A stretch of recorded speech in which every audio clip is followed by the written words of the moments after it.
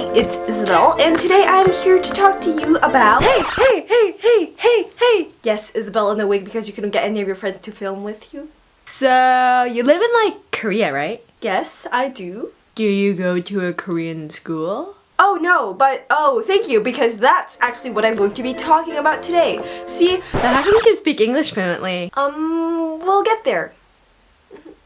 So see... Are you, like, homeschooled? No.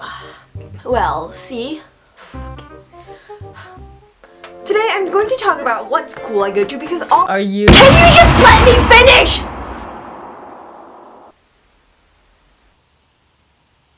Are you done?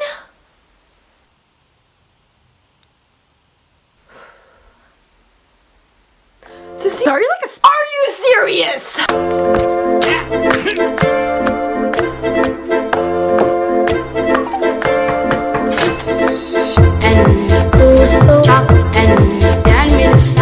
So I always get questions on whether I live in America or Korea, what school I go to, how I speak English fluently, although I can't right now. So here are all the answers to that. I live in South Korea and I do not go to a Korean school. I go to a place called international school. Yay! So here's a little history lesson with Isabel. I was born in Korea. I moved to America, North Carolina at the age of 4 or 5. Lived there for about 3-4 years. Moved back to Korea and I've been living here ever since. So I go to an international school and I have been basically all of my life since 2nd grade. So I sort of feel comfortable about talking about it because I feel like I do know most about it. I am currently a freshman in high school, and I also know that there's lots of people watching who are from international schools. So here is some signs that you know you're an international school kid. Let's go. Keep in mind that this may not apply to all international schools as I've only gone to international schools in Korea, but nevertheless, let's go. Let's go. Yay. Right now. Boom. Point 1. Point number 1, the most obvious fact is that international schools have teachers from many places. As far as I know, all international schools in Korea are required to speak English. The lessons are taught in English, you have to speak in English, but that doesn't mean that all the teachers are from England, right? There's teachers from literally all over the world. From America, from all around Europe, from South Africa, from Venezuela, you can name it, and I bet you there's a teacher somewhere here. So that also means that the lessons are taught in many different accents and sort of a variety of spelling. And if you're like me, you suck crap in spelling and add a few different accents in there, just confuse yourself a huge bit more. So there's lots of different accents that you have to understand, but this goes both ways because they probably, like, half of them probably don't understand my accent, so I can't really say anything about that. So there's many different accents, many different people, many different cultures, which just makes it into an international jam of fun. That was the lamest thing I've done so far. Okay, next point. You know you're an international school kid when the sporting events are crazy. I think this mainly applies for the main international schools, like the bigger ones, but then see, you will go to a cross-country run in Guam. You have a basketball tournament in Beijing. They're gonna fly you out in Europe to play volleyball. It's insane. Seriously, they go to different countries, they travel around the world to compete in international school leagues, to compete in tournaments, but still, it's pretty awesome. Another thing is mutual friends. See, this is what happens frequently on a day-to-day basis, is I would be creeping up on someone on Facebook and don't look at me like that, cause no, you do that too. I do it, I'm pretty sure I do it like 10 times more than you, but you do it too, so don't look at me like that.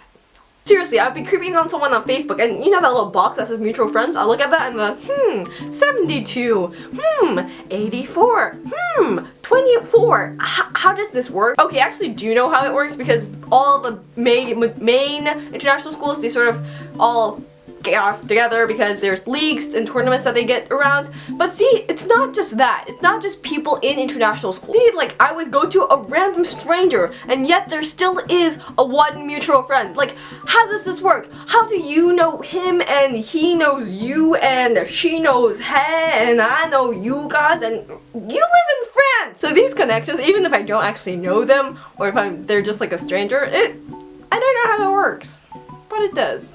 Next, you know you go to an international school when there is a kindergarten downstairs. The thing with international schools is that it's from kindergarten to 12th grade. 12th grade. If you go to the same international school, kid, your literal childhood is all there. I know people who went to the international school at kindergarten and stayed there till they graduate. Because we're not separated into an elementary school and a middle school and a high school. These people, you're gonna live with them, so be nice to them. So this sort of sucks in a way because in 4th grade, when you go across the halls, there'll be all these like giant 6 feet people who are sweating in top of you and you're just like, ah, don't kill me, don't kill me, don't kill me, I'm sorry. And this also sucks sort of on both ends because when you become that kid that 4th grader was looking at when you're a junior year or something and you're like 6 foot, you have to always go through all these little tiny kids and make sure you don't knock one of them over, and you always hear them screaming on the bus. So most of the time it is separated by buildings into like upper school, middle school, high school, and elementary kids.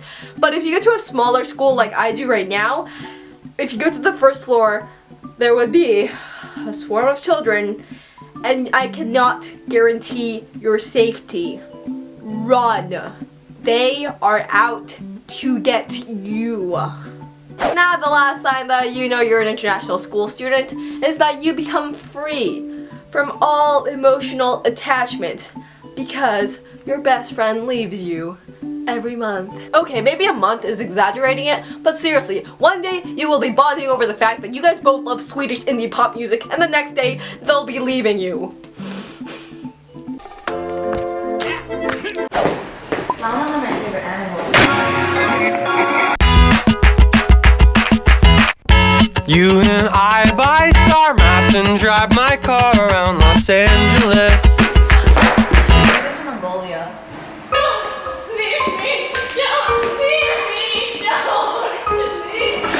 International schools, there are people who come from many different places, which also means they will be going to many different places. So you can never always settle for someone because I guarantee they're going to leave you like everything else in this world. I'm not over it yet. See, I also blame all my trust issues and how I'm emotionally unavailable to that, so deal with it. All in all, I know I was exaggerating a bit, but it boils down to international schools are great. I enjoy them. I love that I'm around different people, and I know this is cheesy, but it is true to be surrounded by lots of different people. It's really nice. It actually is. And I hope you guys enjoyed the video just as much as I enjoyed your company. What? So that was it. If you liked it, you can like the video, and you can even share the video to your friends and be like, lol, this is so true, lol, if you are an international school kid. Isn't that cool? Don't bump it. That was extremely lame. Okay, I'll see you guys next time. Bye! I'll fall in love again. Baby, do you even have the guts to say